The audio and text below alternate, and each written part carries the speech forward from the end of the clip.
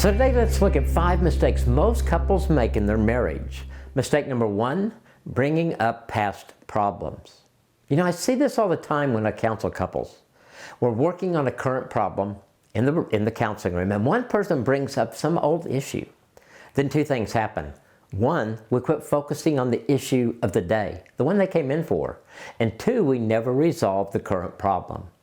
You know why? Because you can't work on 2 things at the same time. You cannot multitask problem solving. So, for you, how do you keep this from happening? Well, whatever the issue is or was, we need to make sure it was resolved and that both people, the husband and the wife, agreed that it was resolved.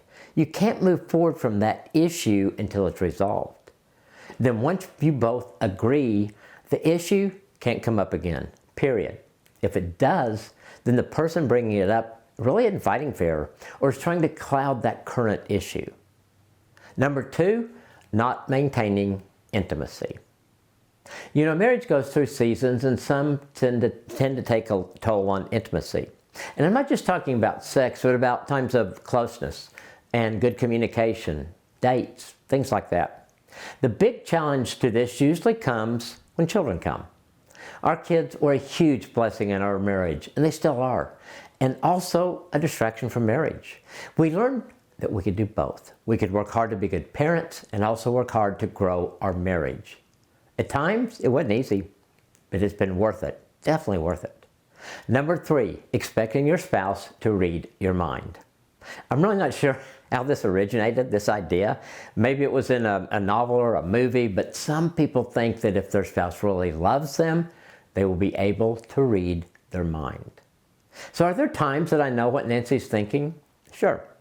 I know when she wants ice cream that she wants chunky chocolate cappuccino. I know when she's cold, she wants me to help her warm up. She didn't have to tell me those things because I've lived with her for 53 years, but I can't read her mind. Don't expect your spouse to read your mind. Tell them what you want and what you need, and then give them a chance to meet those needs and wants. It's more about knowing what our spouse tells us they want and need and doing it. That is what we need to focus on. Number 4, fighting to win. Nancy and I were professionals at this. We were both type A. We're both very competitive.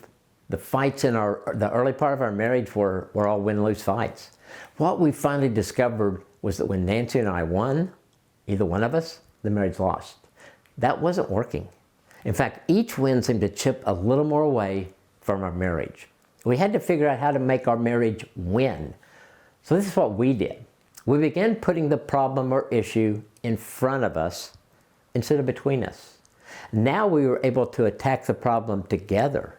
This simple move of pivoting from facing each other to facing the problem together, it made all the difference for us. We went from being adversaries to being a team, and we were fighting together for our marriage. So how about you? Do you see yourself making any of these mistakes in your marriage? So let us know in the comments if you can relate.